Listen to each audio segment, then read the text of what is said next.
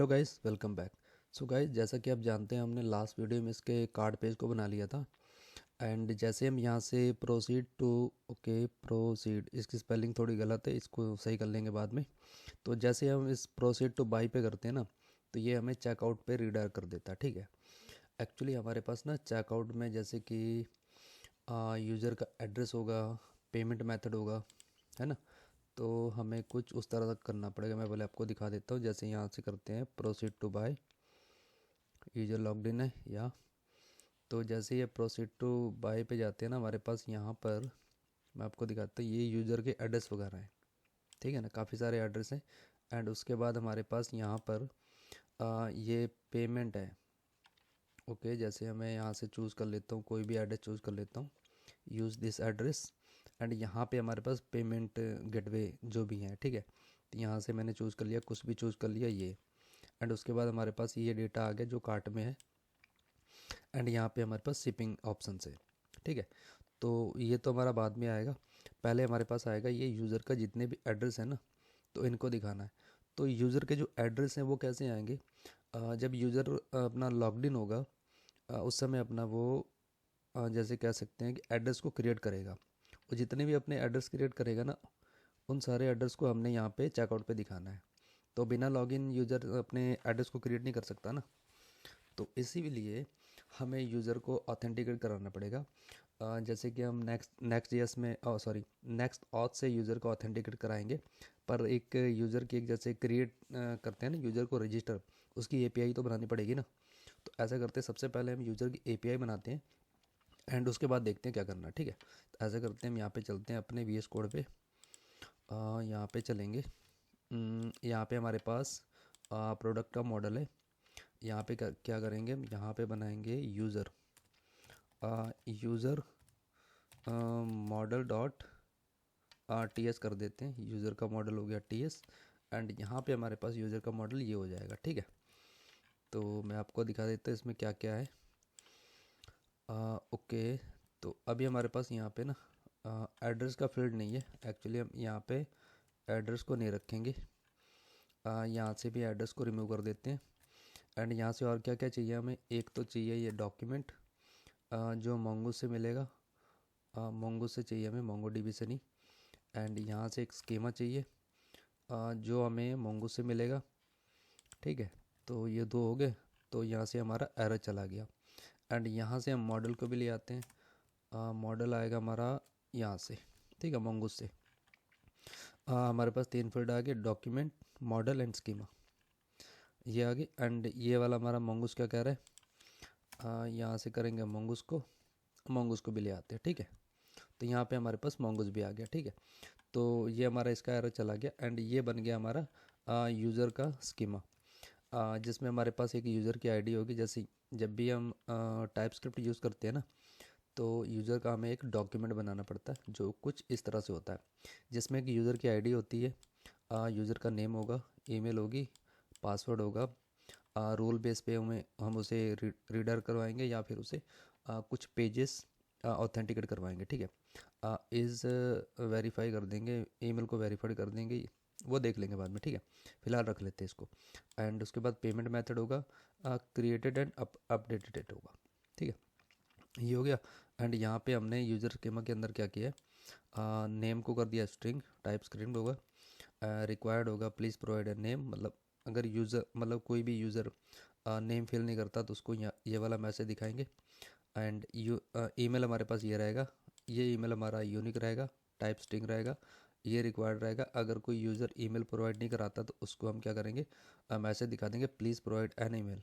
ठीक है, ये लोअर को इसमें रहेगा ट्रू।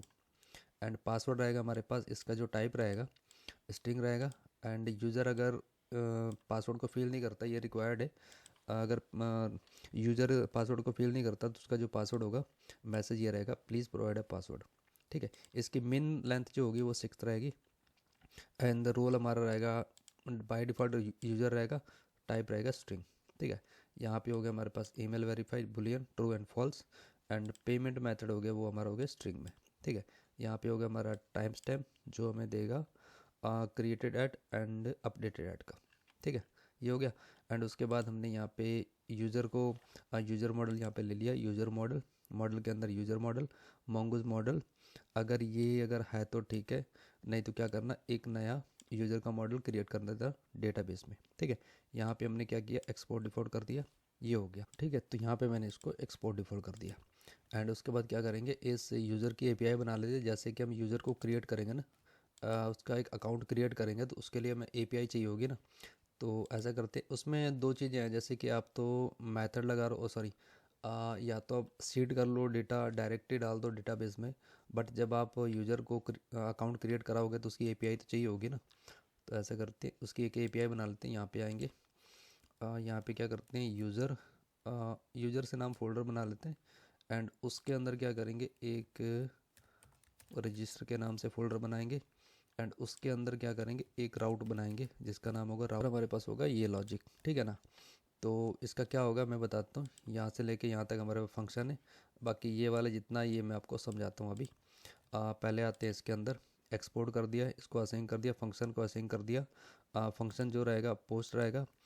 जब भी हम डेटा को सेंड करते हैं ना, तो वो हमारा मेथड पोस्ट रहता है।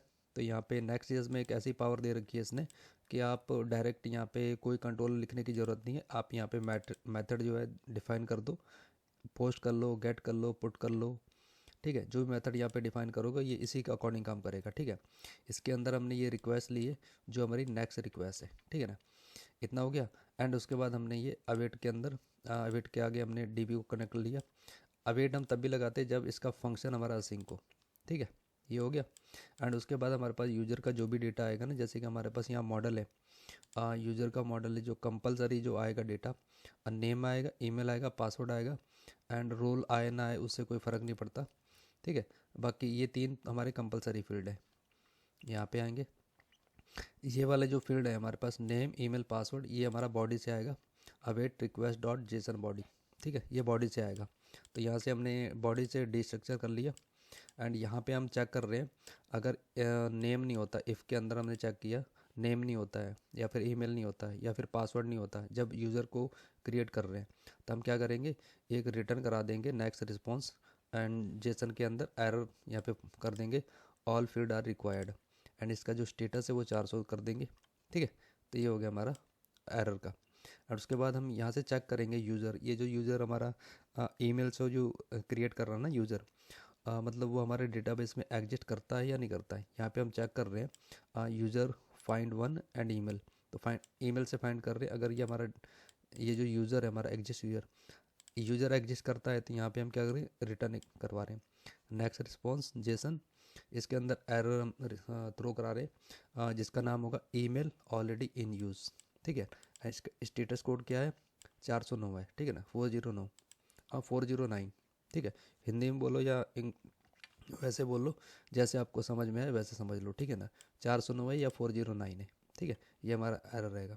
उसके बाद हमारा जो यूज़र है, एग्जिस्ट यूज़र नहीं है, तो उसके बाद वो, उसका मतलब वो हमारे डेटाबेस में नहीं है। तो उसके बाद क्या करेंगे, उसके पासवर्ड को हैश करेंगे बी क्रिप्ट की हेल्प से, जो हमारा यहाँ पर दिख रहा है, ये वाला है बी क्रिप्ट। ठीक है ना, तो बी क्रिप्ट से हैच करेंगे। जो यूज़र पासवर्ड डाल रहा है उसका जो सॉल्ट वैल्यू होगी वो 12 के आसपास होगी, इससे हमारा पासवर्ड हैच होगा। तो इस पासवर्ड को हैश करके इसमें स्टोर कर लेंगे। एंड यहाँ पे पासवर्ड यहाँ पे डाल देंगे। तो इसका क्या है, यहाँ से हम क्या कर रहे हैं, यूज़र को क्रिएट कर रहे हैं। यूज़र को जब क्रिएट कर रहे हैं उसमें क्या क्या वैल्यू पास कर रहे हैं, यूज़र का name, email and password. But password जो आ रहा है वो हैश होके आ रहा है, जो यहाँ से आ रहा है। ठीक है, पासवर्ड को हैश कर रहे हैं बी क्रिप्ट जेएस की हेल्प से। ठीक है, ये हो गया। एंड यहाँ पे रोल हमने डिफाइन कर दिया। इसका जो रोल रहेगा ना, जो बाय डिफ़ॉल्ट यूज़र रहेगा, आप यहाँ पे ये रोल डालो या मत डालो कोई फ़र्क नहीं पड़ता। हमारे यहाँ मॉडल में है ना, ये बाय डिफ़ॉल्ट दे रखा है ना, यहाँ पे ये है। ठीक है, तो यहाँ पे रखो, इसे मत रखो, सॉरी, इसे रखो मत रखो, कोई फ़र्क नहीं पड़ता।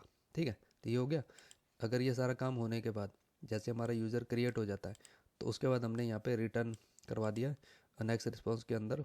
यहाँ पे हमने मैसेज रिटर्न करवा दिया, यूज़र रजिस्टर सक्सेसफुली, या फिर यूज़र रजिस्टर। एंड इसके अंदर हमने यूज़र का डेटा ले लिया। एंड यहाँ पे हमने स्टेटस कोड दे दिया 201 का।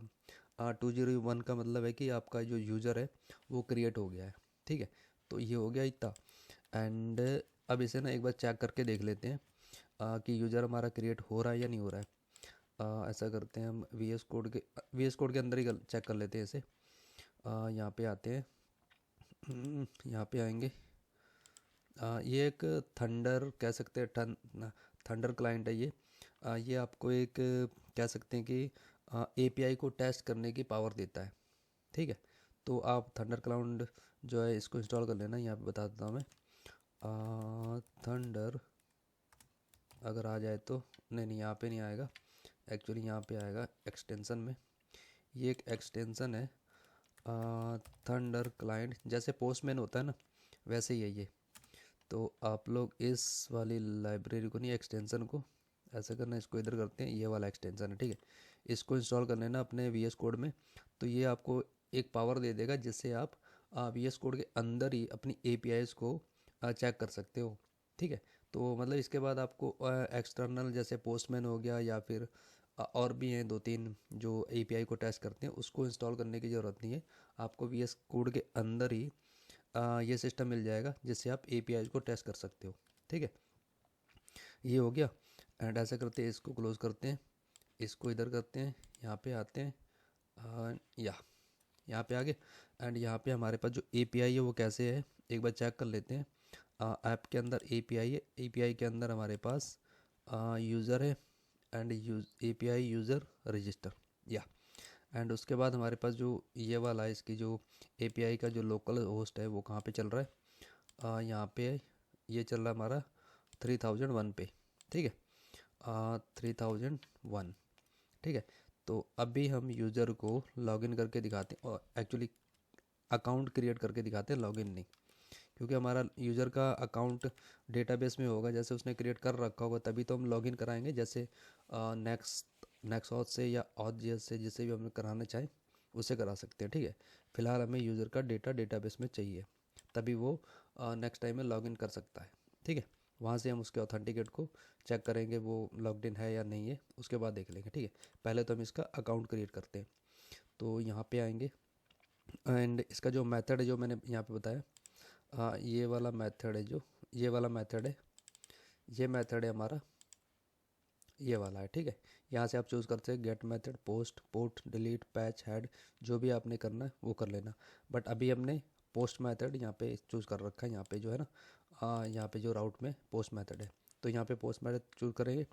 एंड उसके बाद हमारे पास बॉडी में क्या क्या आएगा, नेम, ईमेल, पासवर्ड, जो हमने यहाँ पे ये वाला है, ठीक है ना, ये बॉडी से भेज रहे हैं ना, तो यहाँ पे हम बॉडी से भेजेंगे। तो अभी क्या करते हैं, इसको कॉल करके देखते हैं क्या कहता है। अभी हमें यहाँ पे आएंगे, कॉल किया आईपीआई को, तो ये लोड हो रहा थोड़ा सा, तो अभी पता लग जाएगा ये फेल होता, सक्सेस, जो भी होता बता देगा अपने आप, ठीक है।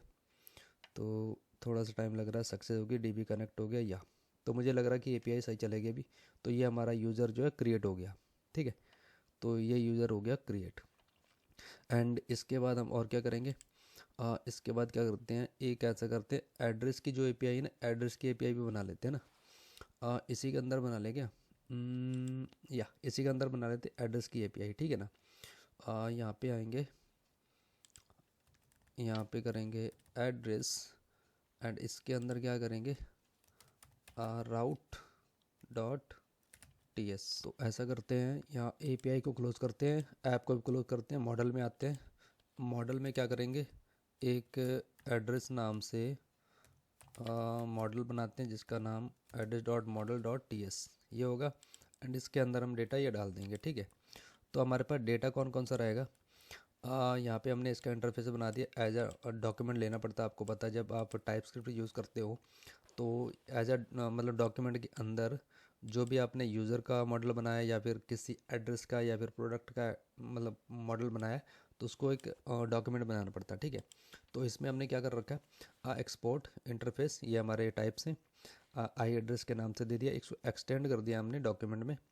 एंड इसके अंदर हमने क्या किया, जो एड्रेस का होगा एक तो आईडी होगी, एड्रेस के अंदर हमारे पास यूज़र की आईडी होगी जो mongoose टाइप ऑब्जेक्ट होगी, क्योंकि जब भी हमारा कोई यूज़र एड्रेस क्रिएट करता है तो उसमें हमें यूज़र की आईडी चाहिए, तभी तो हम उसके एड्रेस को गेट कर पाएंगे, है ना।